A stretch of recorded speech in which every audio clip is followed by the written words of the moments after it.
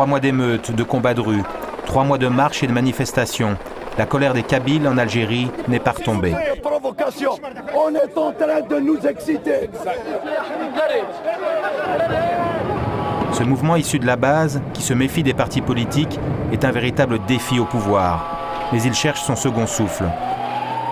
Ces émeutes, ce sont d'abord celles des jeunes, comme Mohand. Il a participé dès les premiers jours aux manifestations. Nous l'avons suivi dans son village pour comprendre les raisons de cette révolte.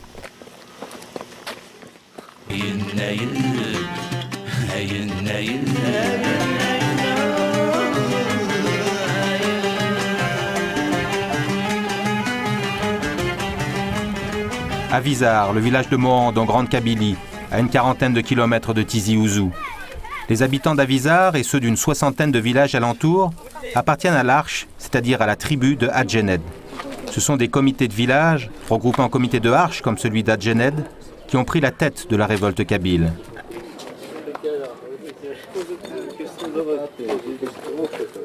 Mohand est l'un des délégués de son village. À 28 ans, il est éducateur sportif, au chômage, comme beaucoup de ses amis. Le village de Mohand compte 18 000 habitants et une majorité de jeunes. Des jeunes qui se sentent très fortement kabyles.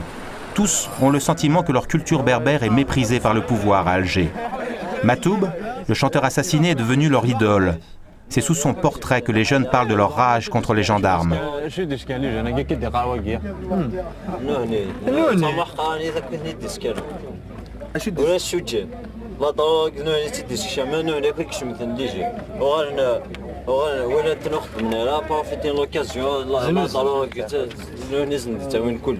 هذه شمال الحانوت تدي قضوه تخلي صالح ها خلص صافي سامح قانون تيجي ناخذ المال توسن قسمت كاسكيطني ولكن هذه هكذا غاشي واش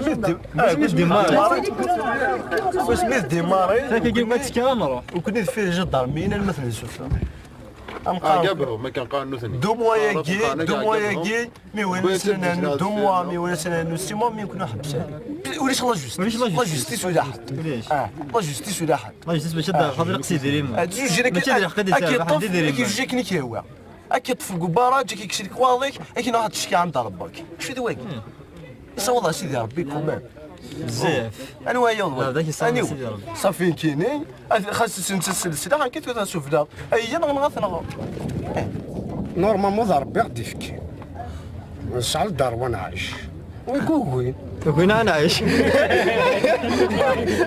لا كولتور نشعل لا كولتور الحمد لله نشعل ريشي لا كولتور نكون حتى وانا لا كولتور يجيب سيان واش دخل Ça a été toujours comme ça. كنا لا كولتورنا غتنواليري بغينا تبيردينا داوين ثاير باللي ثمور ثاكي ماشي النار بويا شعر التلفزيون ساعه يوث نسون ديسقسيس دينا غشوي لنا الى ثمورث واش دي ساده يالا لو كان الشكاره الحكومه الشكاره بوتفليقه الشكاره بوتفليقه دي سادي مي كواش ديو ثاف بوتفليقه دي سادي سيبا كونساسيون زدادا زداد لا هي حاجه سيدي ندير حنا نتا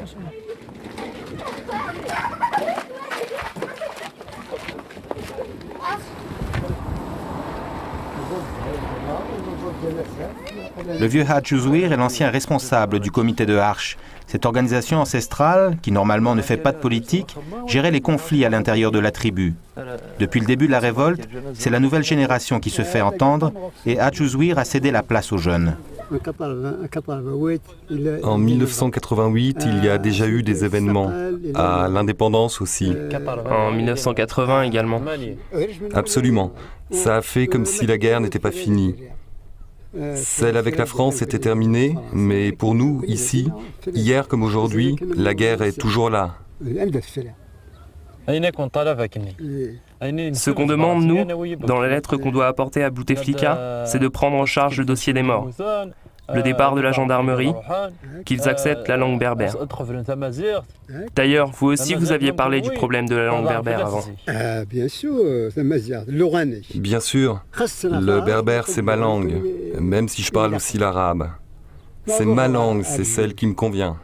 Je suis allé chez le juge 2 fois, et à chaque fois, il m'a parlé en arabe. Moi, j'ai refusé de lui répondre en arabe. Je lui ai dit « Non, je te parle avec le berbère, avec ma langue. À quoi ça sert d'avoir combattu la France si on ne peut pas utiliser notre langue ? Tu ne voudrais quand même pas que je te ramène un interprète. Je parle avec ma langue et je refuse la tienne. » Je t'assure, c'est ça que j'ai dit au juge. On doit reconnaître notre langue comme langue officielle. Officielle, ouais. C'est ce qu'on demande, nous aussi.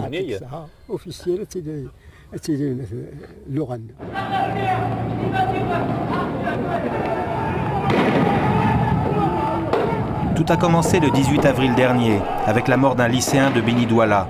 Le jeune est tué par une rafale de Kalachnikov tirée par un gendarme à l'intérieur de la brigade. Dans les semaines qui suivent, c'est toute la Kabylie et même au-delà qui s'embrase. Au cri de pouvoir assassin, les manifestants expriment la rage de toute la jeunesse algérienne. Génération désespérée dans un pays pourtant qui figure parmi les plus gros producteurs de gaz et de pétrole.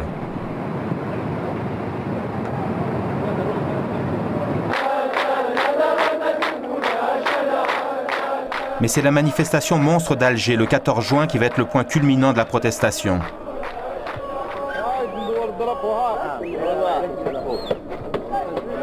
Les manifestants sont venus par bus, certains même à pied, plusieurs jours avant. Des centaines de milliers de personnes convergent vers la capitale, à l'appel de la coordination des Harches.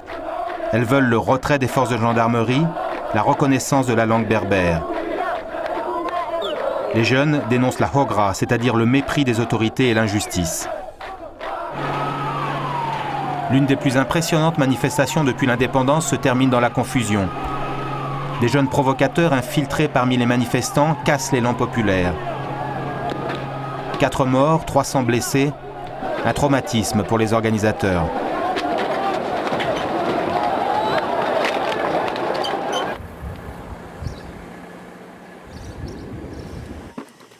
Mohand et ses amis ont participé bien sûr à la manifestation d'Alger. Pour eux, c'était l'occasion de défendre leur langue, mais aussi de dénoncer ce mal de vivre dont ils souffrent. Les chômeurs se comptent par millions dans tout le pays. Plus de 30% de la population active, au minimum, ne trouve pas d'emploi. Le rêve, pour l'immense majorité des jeunes, c'est de décrocher un visa pour aller travailler en Europe. L'espoir, c'est fuir ce pays.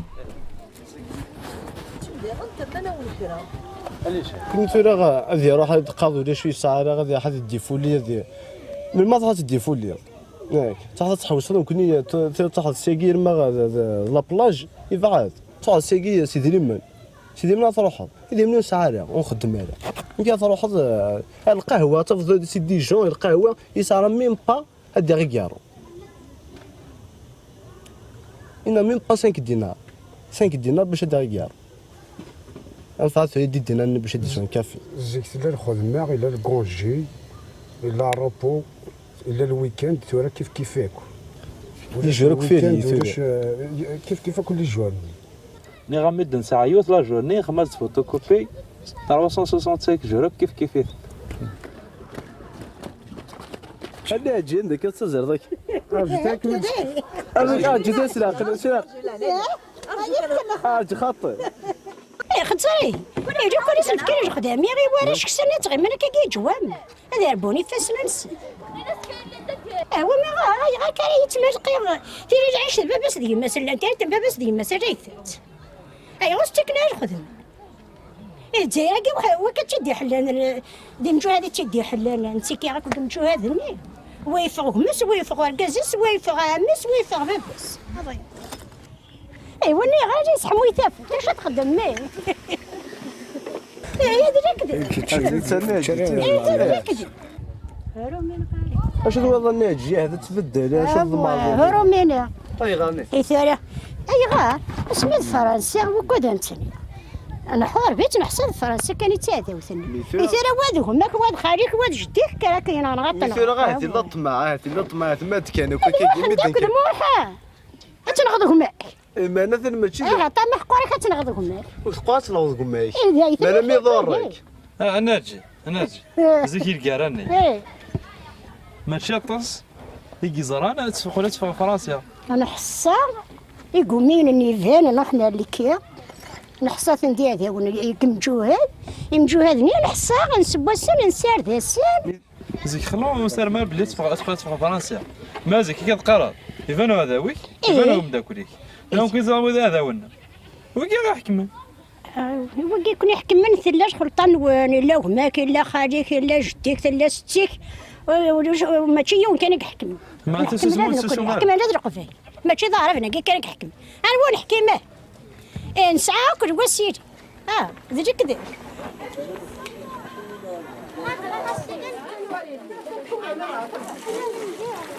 Les femmes sont les grandes absentes des comités de village. Dans ces assemblées traditionnelles, elles n'ont pas leur place. Certaines ont bien manifesté à Tizi Ouzou, mais la grande majorité des femmes ont regardé passer la révolte sans y participer directement. Dans la journée, elles n'ont pas le temps de respirer. À la maison, ce sont elles qui jonglent pour assurer le quotidien. Sans les petites pensions ou les retraites, sans l'argent des immigrés, beaucoup de familles n'arriveraient pas à joindre les deux bouts.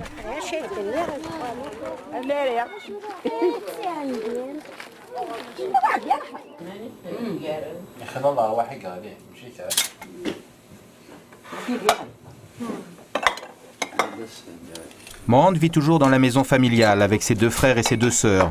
Son père est décédé.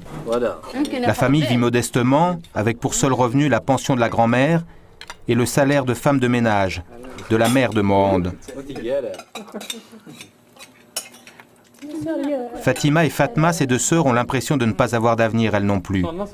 À 31 et 33 ans, elles ne sont toujours pas mariées. Une situation difficile à vivre en Kabylie. Pour nous, le mélange de la religion et des coutumes font que notre vie est très rigide. Notre vie, c'est le travail qui n'en finit pas. Mais vous avez fait un peu d'études, vous avez fait un stage de couture. Oui, c'est vrai. On a étudié un peu. On a un diplôme de couture. Pour faire de la couture pour les autres, nous sommes très loin du village.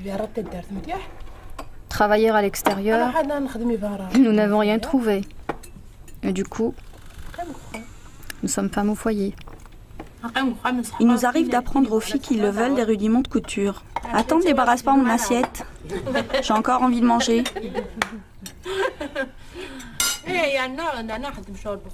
En plus, on fait le ménage, on travaille dans le champ, on tisse avec notre mère, on s'occupe de cela.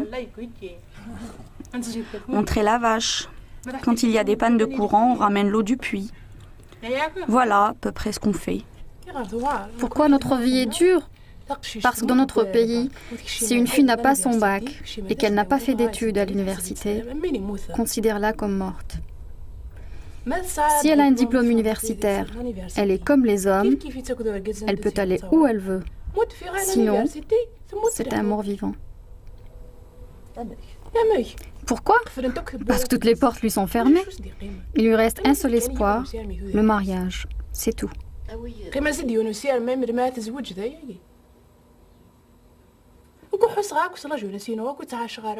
Moi, je n'ai pas eu le sentiment d'avoir vécu ma jeunesse. Je n'en ai pas profité. Je suis comme une statue.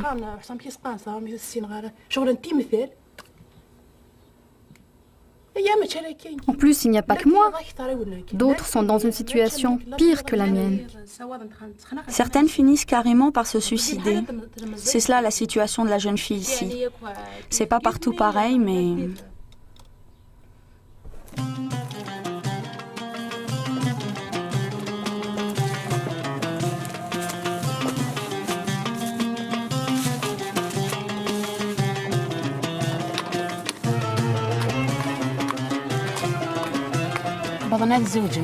Ils sont en âge de se marier, mais il n'y a pas de logement. Les filles qui sont en âge de se marier attendent. Les garçons attendent aussi. Ce n'est pas possible. C'est normal qu'il y ait tous ces événements. Un jeune de 30 ou 40 ans qui est réduit à quémander de l'argent sur la retraite de ses grands-parents, ça c'est une vie, ça. Tu es obligé d'agir. Tuer ou te faire tuer. Moi, si j'avais la force d'accompagner les manifestants, je l'aurais fait. Je leur ai dit, emmenez-moi près de la maison des gouvernants, je reste là-bas. S'il y avait 20 femmes comme moi, on irait ensemble et on ne bougerait pas jusqu'à ce qu'on obtienne les droits de nos enfants.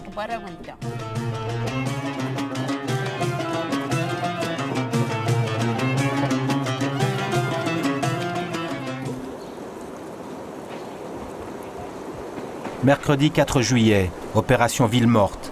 Les 3 millions de Kabyles, c'est-à-dire un dixième de la population algérienne, protestent en silence. Cette grève générale est aussi une journée de deuil. Une soixantaine de manifestants ont été tués depuis le début des événements. La coordination des comités de village et de Arche montre qu'elle a toujours une bonne partie de la population derrière elle. Un nouveau défi adressé au pouvoir qui, depuis des semaines, ne veut rien entendre. Le président Bouteflika déclare que le mouvement est manipulé, il y voit un complot de l'étranger.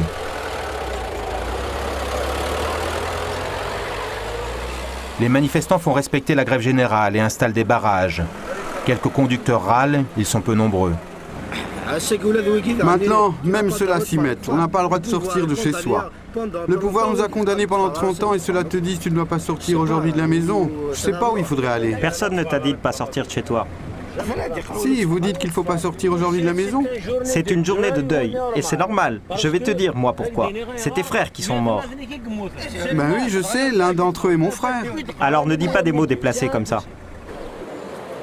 Le lendemain, à Tizi Ouzou, Mohand retrouve les représentants des Arches. Ils sont quelques centaines de délégués qui doivent partir ce matin à Alger pour porter une lettre au président Bouteflika. Toujours les mêmes revendications, le départ des gendarmes, la reconnaissance de la langue. Hassen Salah, un militant berbère de la première heure. Hassen appartient au même comité de Arches que Mohand. Très actif depuis le début, il a une grande influence sur les jeunes. La presse elle a parlé d'interdire la marche, mais nous, on ne s'est jamais demandé. En tant que citoyens, nous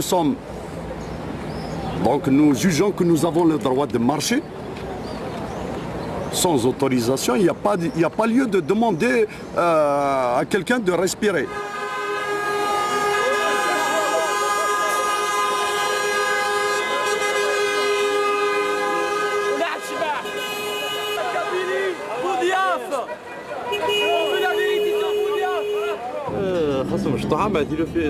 Oui, c'est vrai. Je suis jeune, mais les problèmes que j'ai en face de moi sont grands. Et d'ailleurs, les vieux de notre arche nous ont dit que c'était à nous, jeunes, d'y faire face.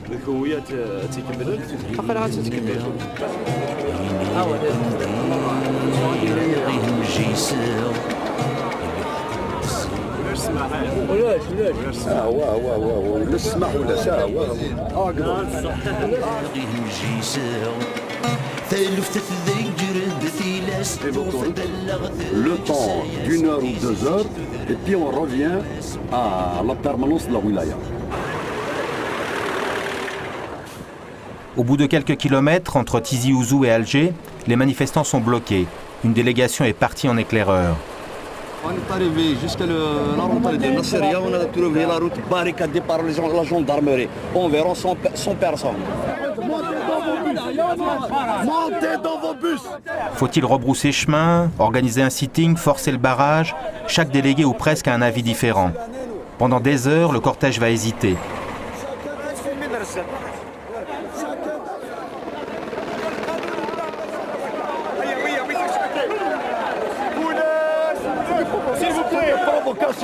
On est en train de nous exciter.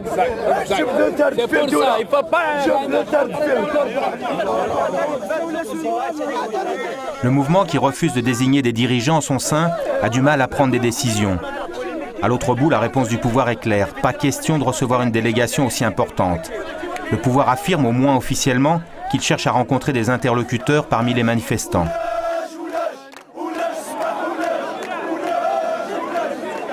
En fait, Alger craint surtout une nouvelle démonstration de force. Une délégation a été voir le barrage de gendarmerie. Leur réponse, c'est qu'ils veulent laisser passer seulement 20 personnes pour aller à Alger. Mais 20 personnes, ça suffit pas à représenter tout le monde.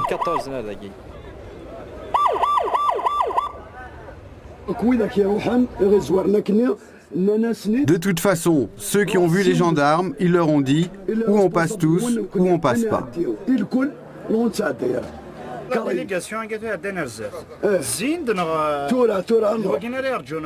Finalement, Hassen et tous les délégués n'iront pas à Alger. Ils rebrousseront chemin après une journée de face-à-face avec les gendarmes.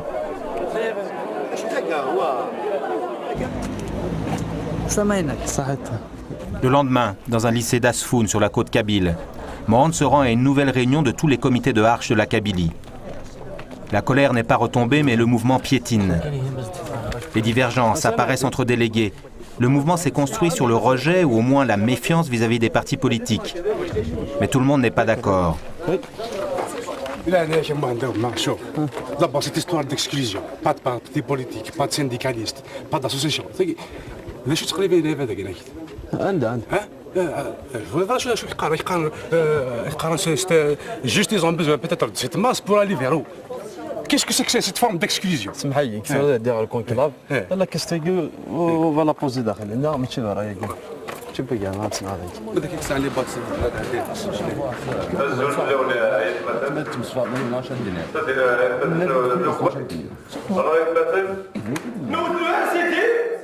Nous avons tout fait pour que le RCD n'entre plus ici, c'est chose réglée. Nous avons tout fait pour que le FFS n'entre plus ici, c'est chose réglée. Ils sont devenus des micro-partis qui n'ont plus de base, juste des états-majors. Ensuite, ils ont squatté ce mouvement.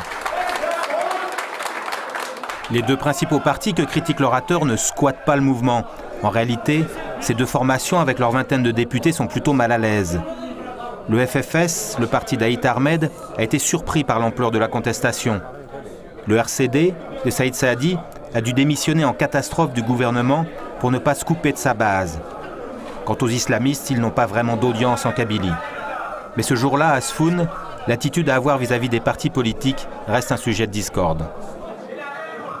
Les premiers jeunes qui ont été tirés, on ne leur a pas demandé leur carte d'identité de tel village ou leur carte de militant. Donc nous avons voulu inscrire une organisation rassembleuse qui transcende toutes les divisions. Parce que nous avons jugé qu'il y avait un pouvoir assassin et qu'il y avait une population en face. Et nous luttons à ce que cette organisation reste comme ça. Après, libre à chacun dans son parti d'aller, une fois qu'il sort de l'organisation, libre à chacun d'aller militer dans son parti, de faire des déclarations, de faire des activités dans son parti. Mais dès qu'il rentre dans l'organisation citoyenne, il doit laisser sa casquette. C'est une obligation. Chacun défend l'idée d'un mouvement horizontal. Personne ne veut voir émerger de leaders qui pourraient être arrêtés ou bien récupérés par le pouvoir. Mais le risque, c'est la division. Tout le monde suspecte tout le monde.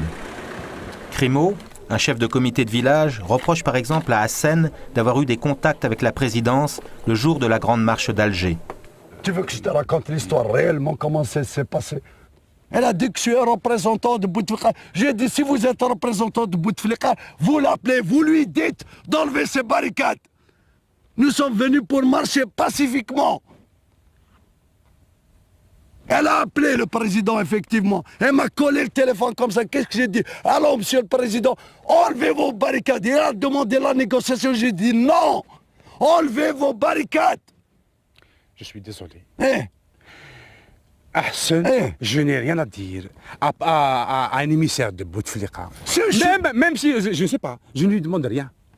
Je ne lui adresse pas la parole. Nous avons dit que tout contact avec des émissaires, avec le pouvoir... Écoute, Crimo. Je connais, j'ai marché.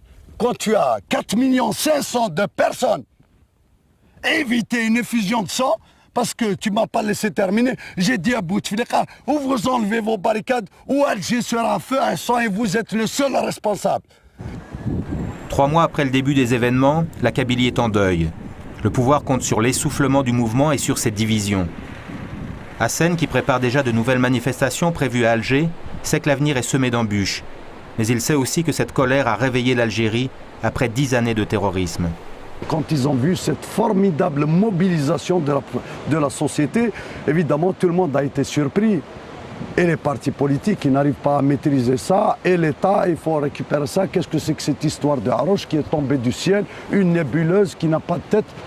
Il y a eu des tentatives de récupération et tout. Mais je crois que ça, maintenant, comme dirait, je ferai un rappel de Feu Ma'toub qui disait que celui qui tentera de me récupérer, je lui exploserai entre les mains. Celui qui tentera de récupérer les Haroches, il va lui exploser entre les mains. هاي النايل